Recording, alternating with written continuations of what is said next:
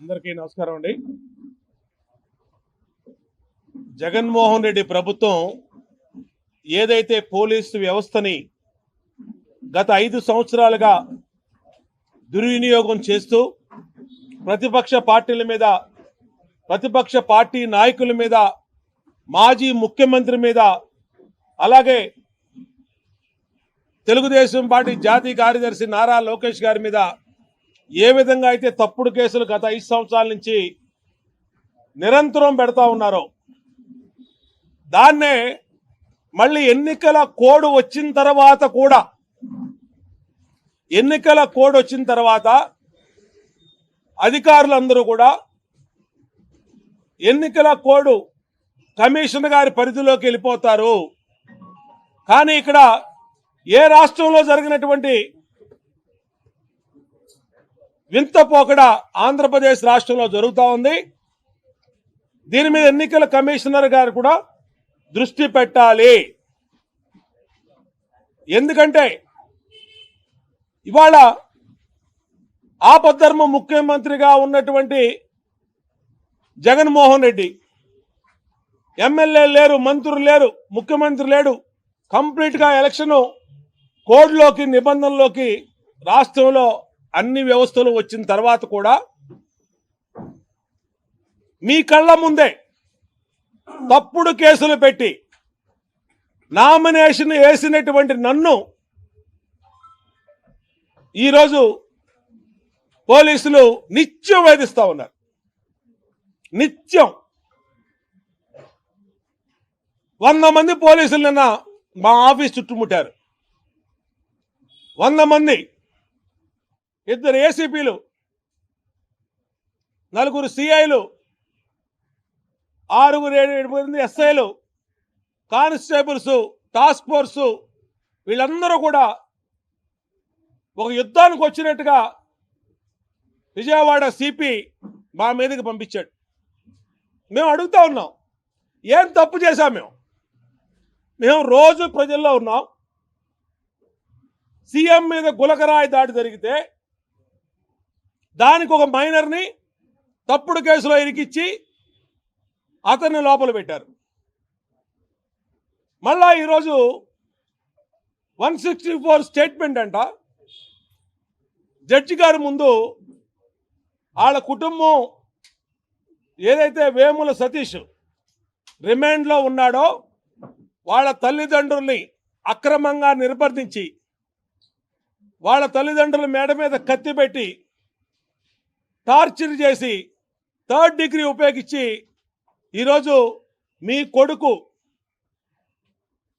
మేము చెప్పినట్టుగా 164 స్టేట్మెంట్ ఇవ్వకపోతే శాశ్వతంగా మీ కొడుకుని కోడికత్తి సీనులాగా జైల్లో ఉంచుతాము అని ఒక పోలీసు ఉన్నతాధికారులే బెదిరిస్తూ ఉంటే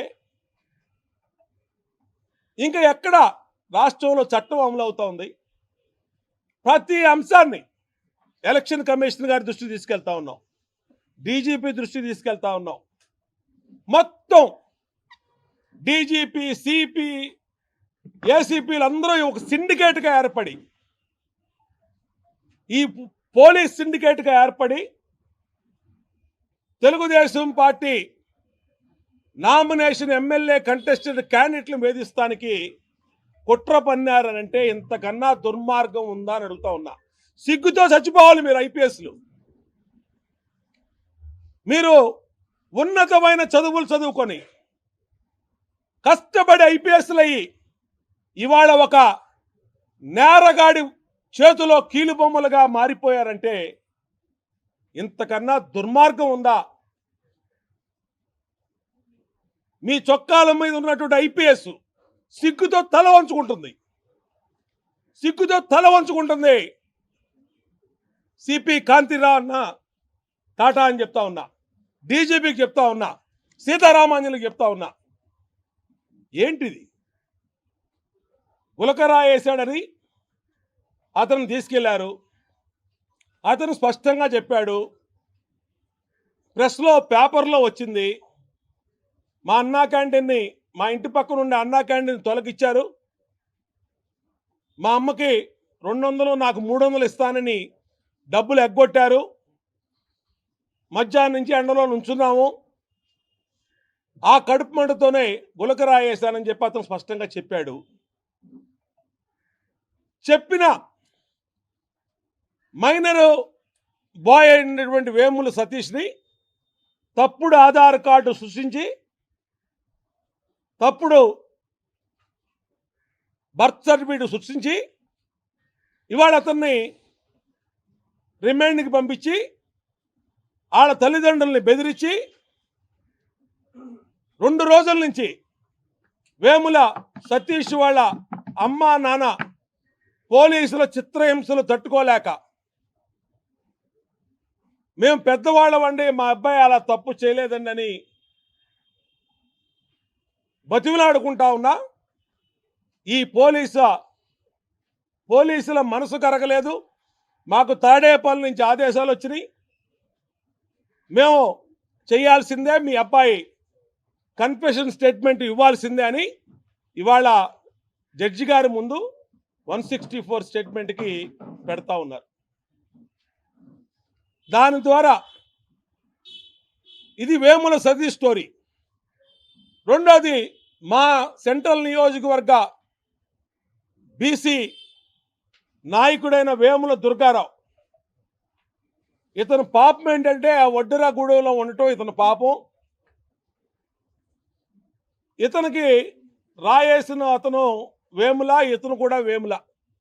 ఏ సంబంధం లేనటువంటి ఇతను తీసుకుని వెళ్ళి 6 రోజులైంది. ఎక్కడున్నాడో తెలియదు, కోర్టుకు బెటరు, రిమాండ్ చూపించరు. ఎవడిచ్చాడండి మీకు ఈ చట్ట ఉల్లంఘన హక్కులు? మీకు ఏం చెప్తుందండి న్యాయ చట్టం, న్యాయశాస్త్రం ఏం చెప్తుంది? సిపి గారు మీకు తెలీదా?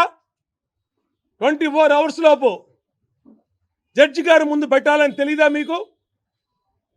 6 రోజుల నుంచి ఎవరో కాకినాడ నుంచి ఏసీపీ హనుమంతరావుని పిలిపించారు, రమణమూర్తి అనే ఏసీపీని గుంటూరు నుంచి పిలిపించారు. పిలిపించి చిత్రహింసలు దుర్గారావుని, వేముల దుర్గారావుని, వాళ్ళ తాలూకా 5 ఆడవాళ్ళని ఇవాళ కూడా వాళ్ళ ఇంటి మొహం చూడలా. ఒప్పుకోమని, తప్పుడు కేసు ఒప్పుకోమని ఆడవాళ్లతో సహా పోలీస్ స్టేషన్లో పెట్టి చిత్రహింసలు పెడుతున్నారంటే అసలు ఈ రాష్ట్రంలో చట్టం అమలవుతుందా? చట్టం అనేది ఉందా? ఎన్నికల సంఘం పట్టించుకోదా? మేము మొదటి రోజే ఎన్నికల సంఘానికి కంప్లైంట్ చేశాం, సిబిఐ ఎంక్వైరీ ఇవ్వండి, సీఎం మీద గులకరాయి దాడిని గతంలో కూడా కోడికత్తి కేసు ఇట్లాగే చేసి సానుభూతి పొందడానికి అమాయకుడైన కోడికత్తి సీను ఇరికిచ్చి 5 సంవత్సరాలు జైల్లో పెట్టించిన ఘనత జగన్మోహన్ రెడ్డిది. కాబట్టి మీరు సిబిఐ ఎంక్వైరీ ఇవ్వండి అని చెప్పి మొదటి రోజే లెటర్ రాశాం. ఎవరు రాయాల్సిన లెటరు? జగన్మోహన్ రెడ్డి రాయాల. నా మీద దాడి జరిగింది, నా మీద దాడితో అన్నీ తేల్చండి అని చెప్పి అతను రాయాల్సినటువంటి లేఖని మేము ఒక ముఖ్యమంత్రి మీద దాడి జరగటం కరెక్ట్ కాదు, అది గులకరాయి అవనండి, కంకర్రాయి అవనండి, కరెక్ట్ కాదని చెప్పి మేము ఎన్నికల సంఘానికి సిబిఐ కుమ్మని లెటర్ ఇచ్చాం. గవర్నర్ గారిని కలిసాం, గవర్నర్ గారికి కూడా సిబిఐ ఎంక్వైరీ ఇవ్వండి అని జరిగిన విషయం మొత్తం చెప్పి ఆయనకి సిబిఐ ఎంక్వైరీ ఇవ్వండి, అమాయకులను ఇరికిస్తున్నారు, ఇలా వడ్డెరగూడెంలో వాళ్ళని ఆడవాళ్ళతో సహా తీసుకెళ్ళి పోలీసులు కొడుతున్నారు, దాదాపు 20-30 ఆ రోజుకి ఆడవాళ్ళు వడ్డెరగూడెంలో కనబడతలేదు, 10 మంది వడ్డెర కులంలో వడ్డెర కాలనీ పిల్లలు కనబడతలేదని చెప్పి గవర్నర్ గారు చెప్తే గవర్నర్ గారు ఆశ్చర్యపోయాడు. ఇదేంటి ఇలా కూడా చేస్తారా అన్నాడు. సుప్రీంకోర్టు న్యాయమూర్తిగా పనిచేసినటువంటి గవర్నర్ గారికి కూడా వీళ్ళ క్రిమినల్ పాలిటిక్స్ అర్థం కానటువంటి పరిస్థితి వచ్చిందంటే ఏ విధంగా ఈ రాష్ట్రంలో జగన్మోహన్ రెడ్డి వ్యవస్థల్ని తన రాజకీయ కక్ష సాధింపుకు వాడుకుంటానో అన్నది అర్థమవుతోంది. నేను అడుగుతా ఉన్నా, ఎందుకు ఎవరు మీరు సిబిఐ ఎంక్వైరీకి? మీకు చిత్తశుద్ధి ఉంటే దాడి మీద వాస్తవాలు తెలియాలంటే సిబిఐ ఎంక్వైరీ రాయండి. ఎందుకు మీరు వేముల సతీష్ని 164 తప్పుడు కన్ఫెషన్ స్టేట్మెంట్ ఇప్పిస్తా ఉన్నారు? ఎందుకు వాళ్ళ అమ్మా నాన్నని చిత్రహింసలు పెట్టారు? వేముల దుర్గారావుని 6 రోజుల నుంచి ఎందుకు రిమాండ్కి జడ్జి గారి ముందు పెట్టకుండా ఎందుకు మీరు అతని చిత్రహింసలు పెడుతున్నారు? ఆయన తాలూకా 5 ఆడవాళ్ళని ఈ రోజు కూడా, ఈ నిమిషానికి కూడా చిత్రహింసలు పెడుతూ వాళ్ళని కేసు ఒప్పుకోమని, మా పేర్లు చెప్పమని ఎందుకు మీరు చేస్తా ఉన్నారు? కొంచెమన్నా చదువుకున్న ఐపీఎస్కి నీతి ఉండాలి. సిపి గారు, నీతి, కనీసం ధర్మం. ఐపీఎస్ చదువుకున్నావు, గౌరవప్రదమైన పోస్టులో ఉన్నావు. నువ్వు నా కోసం మొత్తం వడ్డీని కూడా ఇబ్బంది పెడతావా? చంద్రబాబు గారి కోసం, లోకేష్ గారి కోసం, బోండావమా కోసం నువ్వు వడ్డీని కూడా మొత్తం ఇబ్బందులు పెడతావా? సిపి కాంతిరాన్ టాటా, నిన్ను అడుగుతా ఉన్నావు. ఏం చేశారా వాళ్ళు? బోండావమాని ఇబ్బంది పెడతాం కోసం మొత్తం జీ హుజూర్ అంటూ తాడేపల్లిలోంచి ఫోన్ వస్తే నుంచొని మాట్లాడుతున్నాడంట. ఫోన్లో కూడా సెల్యూట్ కొట్టి. ఇదేమి పద్ధతో, ఇదేమో అర్థం కావట్లా. ఫోన్లో కూడా సెల్యూట్ కొట్టే ఆఫీసరు కాంతిరాణ టాటా, విజయవాడ సిపి. నేను చెప్తా ఉన్నా మీకు, ఇలాగే తెలంగాణలో కేసీఆర్ గవర్నమెంట్లో జీ హుజూర్ అన్నటువంటి ఐపీఎస్ అధికారులు జైల్లో ఉన్నారు. చూసుకో, వెళ్ళి ఒక్కసారి గుర్తెచ్చుకో. గవర్నమెంట్ మారినాక వాళ్ళ ఫోన్ ట్యాపింగ్లు, వాళ్ళ బాగోతాలు మొత్తం కూడా బయటకు వచ్చి ఇవాళ ఊచలు లెక్క పెడతా ఉన్నారు. విదేశాలకు పారిపోయారు. రేపు వచ్చేది జూన్ 4వ తారీఖున మా గవర్నమెంట్ వస్తుంది. రేపు ఈ రాష్ట్రంలో గవర్నమెంట్ మారంగానే తప్పులు చేసిన మీరు ఎక్కడికి పోతారని అడుగుతా ఉన్నా. ఎక్కడికి పోతారు? జగన్మోహన్ రెడ్డి అంటే జైలుకి పోతాడు, లేదంటే విదేశాలకు పోతాడు. మీరు ఎక్కడికి పోతారని అడుగుతా ఉన్నా. కాబట్టి జాగ్రత్తగా చట్టాన్ని, ధర్మాన్ని పాటించండి. మేము ఆల్రెడీ ఈరోజు హైకోర్టు చీఫ్ జస్టిస్ గారికి కూడా నేను మెసేజ్ పెట్టా. ఎన్నికల ప్రధాన కమిషనర్ గారికి కూడా మెసేజ్ పెట్టా. నేను మిమ్మల్ని విడిచిపెట్టను. బోండా ఉమాని తప్పుడు కేసులో అక్రమంగా ఇరికించాలనంటే మిమ్మల్ని ఈజీగా వదిలిపెట్టను. గుర్తుపెట్టుకోండి. నిన్న 100 మంది పోలీసులు మా ఆఫీస్ దగ్గర పంపించాల్సినటువంటి అవసరం నీకేంటి? ఏం అవసరం అని అడుగుతా ఉన్నా. మేము జనాలను తిరుగుతున్నాంగా.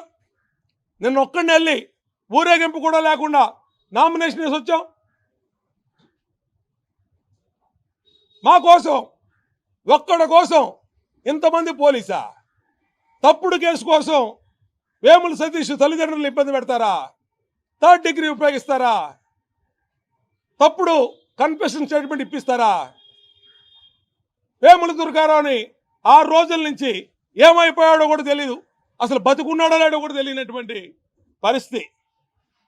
ఈ పోలీసులు అతను ఉంచారా, లేదంటే వివేకానంద రెడ్డి గారి లాగా ఇతను కూడా ఏమన్నా చేశారా? సమాధానం చెప్పు సిపి అని అడుగుతా ఉన్నా విజయవాడ సిపిని.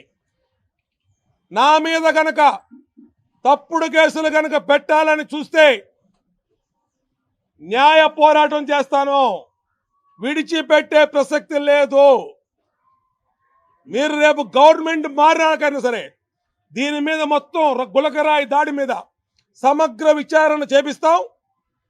మొత్తం ఈ అధికారులను కూడా ఏదైతే ఫ్యాబ్రికేటెడ్ స్టేట్మెంట్లు ఇప్పించి ఒడ్డెర సామాజిక వర్గాన్ని చిత్రహింసలు పెట్టారో వీళ్ళందరినీ కూడా రేపు కోర్టులకు ఈడుస్తాం, జైలుకు కూడా పంపిస్తాం. గుర్తుపెట్టుకోండి, జైలుకు కూడా పంపిస్తాం. తెలంగాణలో ఏ విధంగా జరిగిందో రేపు మీకు గవర్నమెంట్ మారంగానే ఇంకా మే 13 20 రోజులు ఉంది. ఇంకా 20 రోజుల్లో ఎన్నికలు. జూన్ 4వ తారీఖు కౌంటింగ్ ఖచ్చితంగా అయిపోయినాక కొత్త ప్రభుత్వంలో సమగ్ర విచారణ జరుగుద్ది. మీరు చేసిన తప్పులకి జైలుకి వెళ్ళటానికి కూడా సిద్ధంగా ఉండాలి. తప్పు చేసిన అధికారులకని హెచ్చరిస్తా ఉన్నా.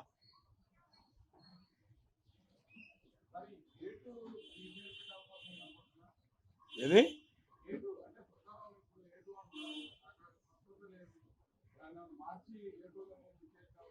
ఇది ఏమన్నా చేస్తారండి. క్రిమినల్ పాలిటిక్స్ నడుస్తూ ఉన్నాయి. మేము ఎన్నికల కమిషనర్ గారికి స్పష్టంగా డే 1 లెటర్ ఇచ్చాం. ఏమని? దీని మీద సమగ్ర విచారణ సిబిఐ విచారణ చేయండి. ఎవరు తప్పు చేస్తే వాళ్ళు పట్టుకుంటారు. వాళ్ళు ఈ తప్పుడు అధికారులు ఎవరైతే వైసీపీకి సలాం కొడుతున్న ఐపీఎస్లు వీళ్ళని విధుల నుంచి తప్పించండి అని కూడా చెప్పాం. మేము వేముల దుర్గారావు కుటుంబాన్ని వారం రోజుల నుంచి ఆడవాళ్ళని కూడా పోలీస్ స్టేషన్లో పెట్టారు. 48 గంటల నుంచి వేముల సతీష్ తల్లిదండ్రుల్ని చిత్రహింసలు గురి చేసి ఇవాళ 164 స్టేట్మెంట్ ఇప్పిస్తూ ఉన్నారు. కాబట్టి ఏమి జరుగుతుందా అనేది పోలీసులకే తెలియాలి. నేను మీడియా ద్వారా విజయవాడ సిపికి, డీజీపీకి, ఇంటెలిజెన్స్ చీఫ్కి హెచ్చరిస్తా ఉన్నా. అనవసరంగా గనక మీరు తప్పుడు కేసుల్లో మమ్మల్ని ఇరికించాలని చూస్తే మీకు హైదరాబాద్ పోలీసుల గతే పట్టుద్ది. ఖచ్చితంగా ఊచలు లెక్క పెట్టిస్తాం మిమ్మల్ని.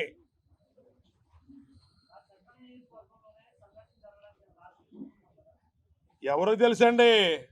ఆ మహానుభావుడు, ఆ దరిద్రం మాకెందుకు వచ్చింది? మా నియోజకవర్గం రావడం ఏంటి? ఆడేవాడో గులకరాయి వేయడం ఏంటి? ఆ గులకరాయి ఈడీ తగలడం ఏంటి? దీన్ని మా ఇంటి ముందు ప్రచారానికి వెళ్లకుండా మా ఇంటి ముందు 100 మంది పోలీసులు పెడతాం ఏంటి? ఇదంతా ఏం నాటకం?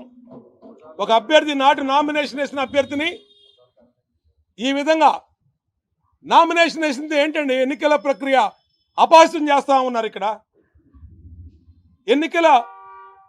ఎన్నికల ప్రక్రియని ఒక పార్సులాగా చేస్తూ ఉన్నారు. నా ఇంటి ముందు, నా ఆఫీసు ముందు నిన్న అంతమంది పోలీసులు వచ్చారంటే దేనికి వచ్చారు? నిన్న మా కార్యకర్తలు కనుక నిలవబడపోతే నిన్నే అక్రమ కేసుల్లో కస్టడీలో తీసుకునేవాళ్ళు. ఇలా ప్రచారానికి వెళ్లకుండా ఇదేనా జగన్ 175/175 అన్నావు? ఇదేనా నీ తప్పుడు ఆలోచన? చెత్త పార్టీ, చెత్తనాయాళ్ళు.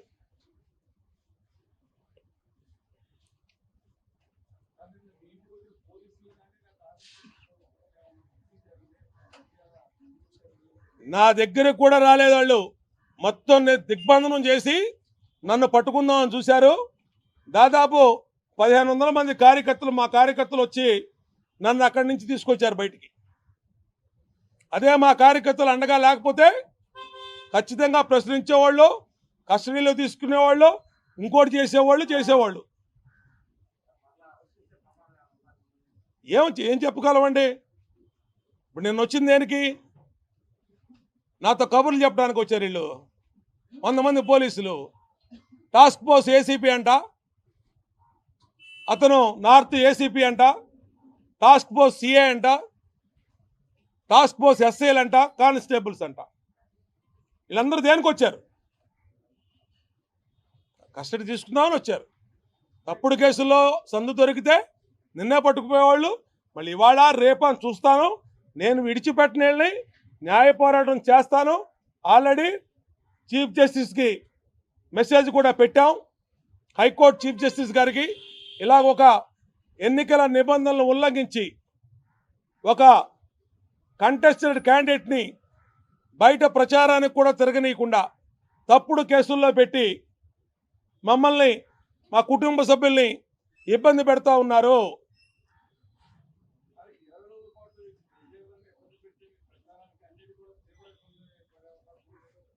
అదే కదండి వాళ్ళ ఉద్దేశం ఏంటి? వైసీపీ ఉద్దేశం తెలుగుదేశం పార్టీ అభ్యర్థుల్ని, పోటీ చేస్తున్న అభ్యర్థుల్ని వాళ్ళ సొంత వైసీపీ పోలీసుల చేత మమ్మల్ని ఇబ్బంది పెట్టి వాళ్ళు ఇష్టారాజ్యంగా చేసుకోవాలని చూస్తూ ఉన్నారు. దాన్నే మళ్ళీ ఎన్నికల కమిషనర్ గారు కూడా కంప్లైంట్ ఇచ్చాం. ఇక్కడ ఎన్నికల కమిషనర్ గారు ప్రధానంగా స్పందించాలి. మీ పరిధిలో ఉన్నటువంటి పరిపాలనలో ఇలాగ అక్రమంగా పాలకపక్షం వైసీపీ సొంత పోలీసులను ఉపయోగించి ఈ విధంగా చేస్తూ ఉందంటే మరి మీరు ఎలా చూస్తూ ఊరుకుంటున్నారు? మీరు చర్యలు తీసుకోండి. చేతులు జోడించి ఎలక్షన్ ప్రధాన కమిషనర్ గారిని కోరుతున్నాం. చీఫ్ జస్టిస్ ఆఫ్ హైకోర్టు వారికి కూడా మెసేజ్ పెట్టాం. ఖచ్చితంగా న్యాయ పోరాటం న్యాయపరంగా అన్ని చర్యలు తీసుకుంటాం.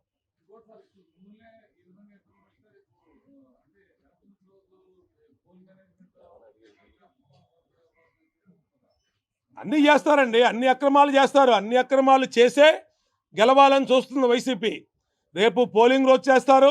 ఇవాళ కనుక ఎన్నికల ప్రధాన సంఘం చర్యలు తీసుకోకపోతే, ఇదే పోలీస్ అధికారులను కొనసాగిస్తే రేపు ఎన్నికలు సరిగ్గా సజావుగా జరగవు. రేపు 13వ తారీఖు పోలింగు ఇదే పోలీసులతో ఓటర్లను కూడా భయపెట్టి, నాయకుల్ని భయపెట్టి, మహిళల్ని భయపెట్టి, పోలీసుల చేత చిత్రహింసలు పెట్టి వీళ్ళకు అనుకూలంగా ఓటింగ్ కూడా వేయించుకునే ప్రమాదం ఉంది. దానికనే ఎన్నికల ప్రధాన కమిషనర్ గారిని మేము విజ్ఞప్తి చేస్తున్నాం. సెంట్రల్ ఎలక్షన్ కమిషన్ కూడా మెయిల్ ఇస్తున్నాం. ఢిల్లీలో మా ఎంపీలు కనకమేడ రవీంద్ర కుమార్ గారు వాళ్ళు కూడా అపాయింట్మెంట్ అడిగారు. అపాయింట్మెంట్ ఇస్తే ఢిల్లీలో కేంద్ర ఎన్నికల కమిషనర్ గారిని కూడా కలుస్తాం.